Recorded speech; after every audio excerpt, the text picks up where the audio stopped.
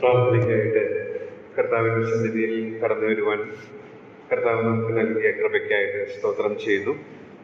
നമുക്കറിയാം, പ്രാർത്ഥനാ ജീവിതം വളരെ പ്രധാനപ്പെട്ടതാണ്.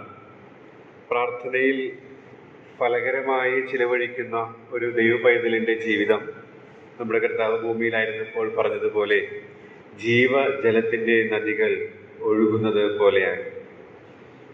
ഒരു ഭക്തൻ പ്രാർത്ഥനയ്ക്ക് 2 അവശ്യ ഘടകങ്ങളുണ്ട് എന്ന് തൻ്റെ ഗ്രന്ഥത്തിൽ കുറിച്ചിട്ടുള്ളത് ഞാൻ വായിക്കാനിടയായിട്ട് തീർന്നു. ഒന്ന്, ദൈവദത്തമായ ഒരു ആവശ്യബോധമാണ്. അത് ദൈവത്തിൽ നിന്ന് ആരംഭിച്ച് ദൈവത്തിലേക്ക് തന്നെ ചെന്നു ചേരുന്ന ഒരു വൃത്തം പോലെ എന്നാണ് അതിൽ താൻ രചിച്ചിരിക്കുന്നത്. ആ വൃത്തത്തിൻ്റെ പകുതി, ആദ്യത്തെ പകുതി എന്ന് പറയുന്നത് ദൈവം തൻ്റെ പരിശുദ്ധാത്മാവിലൂടെ നമ്മുടെ ഹൃദയങ്ങളിൽ നൽകുന്ന ഒരു ശക്തമായ ആവശ്യബോധമാണ്.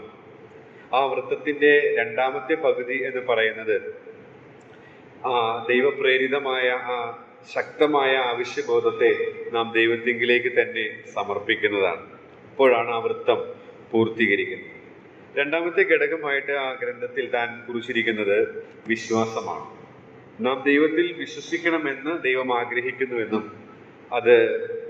അതിൽ വളരേണ്ടതിൻ്റെ ആവശ്യകതയൊക്കെയാണ് ആ രീതിയിൽ ആ ഗ്രന്ഥത്തിൽ കുറിച്ചിരിക്കുന്നത്.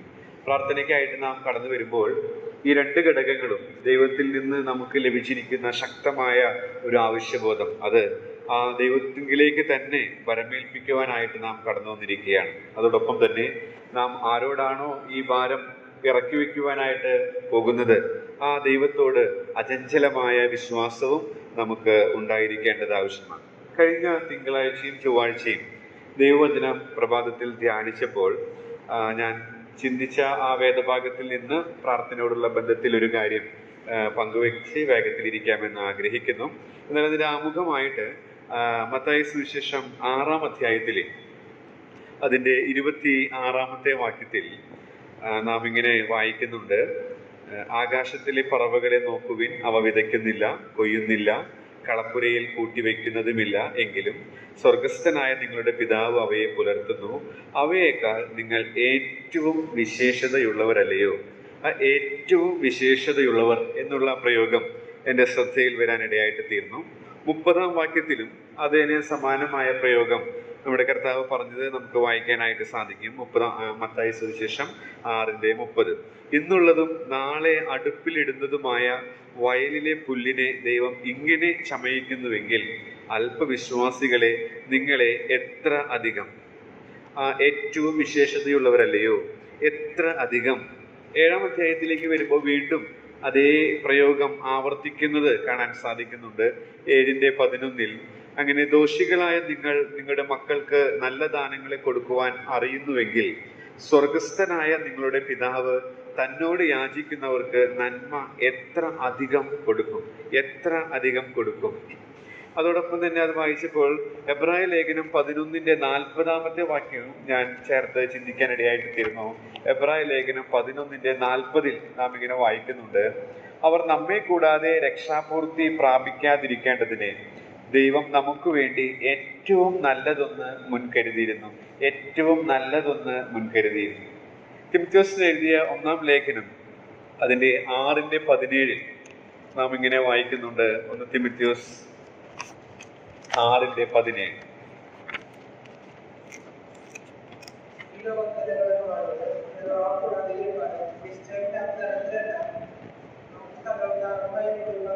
മതി, നമുക്ക് സകലവും ധാരാളമായി അനുഭവിക്കാൻ തരുന്ന ദൈവത്തിൽ ആശ്രയിക്കാം. അപ്പോൾ നാം പ്രാർത്ഥിക്കാനായിട്ട് നാം ആരോടാണോ പ്രാർത്ഥിക്കുന്നത്, ആ ദൈവത്തിൻ്റെ ഒരു പ്രത്യേകതയാണ് എത്രയധികം ഏറ്റവും നല്ലതൊന്ന്. മാത്രമല്ല, നാം തിമോഥെയോസിന്റെ ലേഖനത്തിൽ അപ്പോസ്തലനായ പൗലോസ് പറയുന്നത് നമുക്ക് സകലവും ധാരാളമായി അനുഭവിക്കാൻ തരുന്ന ആ ദൈവത്തിൽ ആശ്രയിക്കുക. ആ രീതിയിൽ നമുക്ക് സകലവും ധാരാളമായി നൽകുന്ന, എത്ര അധികം നൽകുന്ന, ഏറ്റവും നല്ലതൊന്ന് മുൻകരുതിയ കർത്താവിൻ്റെ സന്നിധാനത്തിൽ മുട്ടുമടക്കുവാൻ കർത്താവ് നമ്മെ കൂട്ടിക്കൊണ്ടുവന്നു. അങ്ങനെ നമുക്കൊരു അവസരം ലഭിച്ചു. അതോർത്ത് തിരുനാമത്തിന് സ്തോത്രം. മത്തായി സുവിശേഷം 6-ഉം 7-ഉം അധ്യായങ്ങളാണ് കഴിഞ്ഞ തിങ്കൾ ചൊവ്വ ദിവസങ്ങളിൽ പ്രഭാത ധ്യാനത്തിനായിട്ട് ഞാൻ എടുത്തത്. അതിൽ നിന്ന് പ്രാർത്ഥനയിൽ ഒഴിവാക്കേണ്ട കാര്യങ്ങളും ഒഴിച്ചുകൂടാനാവാത്ത കാര്യവും ഒന്ന് സൂചിപ്പിച്ച് ഞാൻ വേഗത്തിലിരിക്കാം എന്ന് ആഗ്രഹിക്കുകയാണ്. 6-ാം അധ്യായത്തിലേക്ക് നാം വരുമ്പോൾ, മത്തായി സുവിശേഷം 6-ാം അധ്യായത്തിലേക്ക് വരുമ്പോൾ, അതിൻ്റെ പ്രാർത്ഥനയിൽ നാം ഒഴിവാക്കേണ്ട കാര്യം നമുക്കറിവുള്ളതാണെങ്കിലും ഇന്ന് ഞാനത് ഒന്ന് ഓർമ്മിപ്പിക്കാനായിട്ട് ആഗ്രഹിക്കുന്നു. മത്തായി 6:2 നാം ഇങ്ങനെ വായിക്കുന്നുണ്ട്: ആകയാൽ ഭിക്ഷ കൊടുക്കുമ്പോൾ മനുഷ്യരാൽ മാനം ലഭിക്കുവാൻ പള്ളികളിലും വീഥികളിലും കപടഭക്തിക്കാർ ചെയ്യുന്നത് പോലെ നിന്റെ മുമ്പിൽ കാഹളം ഊതിക്കരുത്, അവർക്ക് പ്രതിഫലം കിട്ടിപ്പോയി എന്ന് ഞാൻ സത്യമായിട്ട് നിങ്ങളോട് പറയുന്നു. 6:1 നാം ഇങ്ങനെ വായിക്കുന്നു: മനുഷ്യർ കാണേണ്ടതിന് നിങ്ങളുടെ നീതിയെ അവരുടെ മുമ്പിൽ ചെയ്യാതിരിപ്പാൻ സൂക്ഷിക്കുവിൻ, അല്ല ഞാൻ സ്വർഗത്തിലുള്ള നിങ്ങളുടെ പിതാവിന്റെ പക്കൽ നിങ്ങൾക്ക് പ്രതിഫലമില്ല. അപ്പോൾ നാം 5-ാമത്തെ വാക്യം തൊട്ട് അതുപോലെ തന്നെ 9-ാം വാക്യത്തിൽ തൊട്ട് നാം വായിക്കുമ്പോൾ കർത്താവ് പ്രാർത്ഥിക്കാനായിട്ട് പഠിപ്പിച്ച മാതൃക നാം കാണുന്നുണ്ട്. അപ്പൊ അതിനോട് മുന്നോടിയായിട്ടൊരു ഇൻട്രഡക്ഷൻ എന്നുള്ള നിലയിൽ കർത്താവ് പറഞ്ഞ കാര്യങ്ങളാണ്. 5-ലും നാം ഇതേ ആശയം, 5-ാം വാക്യത്തിലും ഇതേ ആശയം കാണുന്നുണ്ട്. അപ്പോൾ 1-ാമത്തെ പാഠം, അതായത് പ്രാർത്ഥനയിൽ നാം ഒഴിവാക്കേണ്ട 1-ാമത്തെ പാഠം എന്നുള്ളത് മറ്റുള്ളവരിൽ മതിപ്പുളവാക്കുന്ന രീതിയിൽ നാം പ്രാർത്ഥിക്കുവാൻ പാടില്ല എന്നുള്ളതാണ്. നാം പ്രാർത്ഥിക്കുമ്പോൾ പ്രാർത്ഥനയുടെ പിന്നിലെ ഘടകം എന്ന് പറയുന്നത് മറ്റുള്ളവരെ ഇംപ്രസ് ചെയ്യാനായിട്ട് അല്ലെങ്കിൽ ഇംപ്രഷൻ വരുത്തുന്ന രീതിയിലുള്ള ആറ്റിറ്റ്യൂഡ് മനുഷ്യരിലൊക്കെ സഹജ സ്വഭാവമാണ്. എന്നാൽ അതിനെ മരിപ്പിച്ചുകൊണ്ട് അതിൽ വിജയമുള്ളവരായിട്ട് കാലങ്ങൾ കഴിയുന്തോറും നാം ആകണം എന്നുള്ളത് ഇവിടെ നിന്ന് നമുക്ക് മനസ്സിലാക്കാനായിട്ട് സാധിക്കും. അപ്പോൾ ഇന്ന് നാം ദൈവസന്നിധിയിൽ പ്രാർത്ഥിക്കാനായിട്ട് കടന്നു വരുമ്പോൾ മറ്റുള്ളവരിൽ മതിപ്പുളവാക്കുന്ന രീതിയിലുള്ള പ്രയോഗങ്ങളോ മനോഭാവങ്ങളോ നമ്മിലുണ്ടെങ്കിൽ ആ കാപട്യത്തിനെതിരെ ജാഗ്രത പാലിക്കാനായിട്ട് ഇടയായിട്ട് തീരേണ്ടത് ആവശ്യമാണ്. കൊരിന്ത്യർക്ക് എഴുതിയ 2-ാം ലേഖനം 10-ാം അധ്യായത്തിന്റെ 5-ാം വാക്യത്തിൽ പൗലോസ് അതിനെ താൻ ശ്രമിക്കുന്ന ഒരു കാര്യം, ഇങ്ങനെയുള്ള തെറ്റായ കാര്യങ്ങളെ അതിനെ ജയിക്കാനായിട്ട് താൻ ചെയ്യുന്ന ഒരു എക്സസൈസ് നമുക്ക് അവിടെ കാണാനായിട്ട് സാധിക്കുന്നുണ്ട്. 2 കൊരിന്ത്യർ 5:10 2 കൊരിന്ത്യർ 10:5 അവയാൽ ഞങ്ങൾ സങ്കല്പങ്ങളും ദൈവത്തിന്റെ പരിജ്ഞാനത്തിന് വിരോധമായി പൊങ്ങുന്ന എല്ലാ ഉയർച്ചയും ഇടിച്ചു കളഞ്ഞ് ഏത് വിചാരത്തെയും ക്രിസ്തുവിനോടുള്ള അനുസരണത്തിനായി പിടിച്ചടക്കി എന്ന് നാം വായിക്കുന്നു. അപ്പൊ ഏത് വിചാരത്തെയും ക്രിസ്തുവിനോടുള്ള അനുസരണത്തിനായി അറസ്റ്റ് ചെയ്ത് എന്നുള്ള ആശയമാണ് അവിടെ നമുക്ക് മനസ്സിലാക്കാനായിട്ട് സാധിക്കുന്നത്. പ്രാർത്ഥിക്കാനായിട്ടാണല്ലോ നാം കടന്നു വന്നിരിക്കുന്നത്. മറ്റുള്ളവരിൽ മതിപ്പുളവാക്കാനായിട്ടുള്ള ശ്രമങ്ങളൊക്കെ ഉള്ള ഒരു ജഡത്തിലാണ് ഞാനും നിങ്ങളും ജീവിക്കുന്നത്. എന്നാൽ അങ്ങനെ ദൈവത്തിനെതിരായിട്ടുള്ള വിചാരങ്ങളെ ക്രിസ്തുവിനോടുള്ള അനുസരണത്തിനായി പിടിച്ചടക്കുന്നതിൽ നാം വിജയിക്കേണ്ടത് ആവശ്യമാണ്. അപ്പൊ 1-ാമത്തെ ആശയം എന്ന് പറയുന്നത് മറ്റുള്ളവരിൽ മതിപ്പുളവാക്കുന്ന രീതിയിൽ പ്രാർത്ഥിക്കരുത്. അത് പ്രാർത്ഥിക്കാനായിട്ട് കടന്നു വരുമ്പോൾ നാം ഒഴിവാക്കേണ്ട ഒരു കാര്യമാണ്. 7-ാമത്തെ വാക്യത്തിൽ മത്തായി സുവിശേഷം 6:7 നാം വായിക്കുന്നത് ഇങ്ങനെയാണ്. മറ്റൊരു ഒഴിവാക്കേണ്ട 2 കാര്യങ്ങൾ അവിടെ കാണാൻ സാധിക്കുന്നുണ്ട്.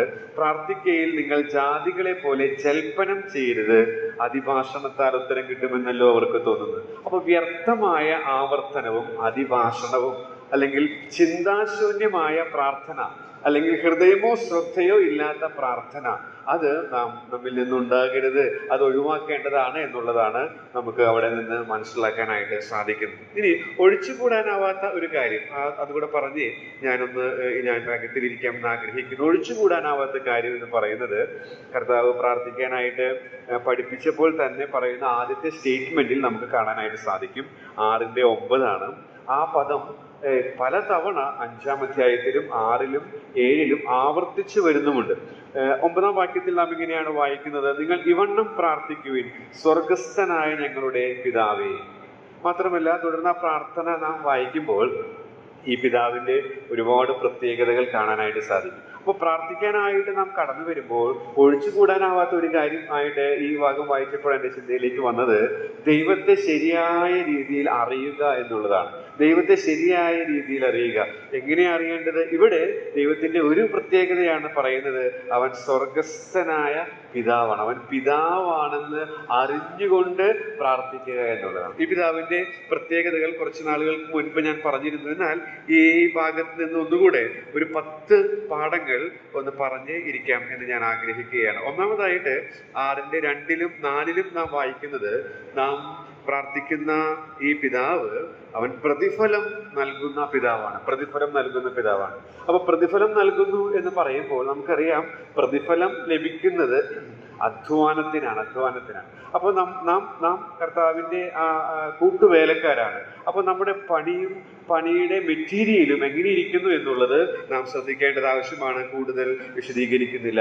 അങ്ങനെ ശരിയായ രീതിയിൽ അധ്വാനിക്കുന്നവർക്ക്, പണിയുന്നവർക്ക് പ്രതിഫലം നൽകുന്ന ഒരു പിതാവിന്റെ അരികിലാണ് മുട്ടുമടക്കുവാൻ നാം കടന്നു വന്നിരിക്കുന്നത്. 6:4 നാം വായിക്കുന്നത്, രഹസ്യത്തിൽ കാണുന്ന നിന്റെ പിതാവ്.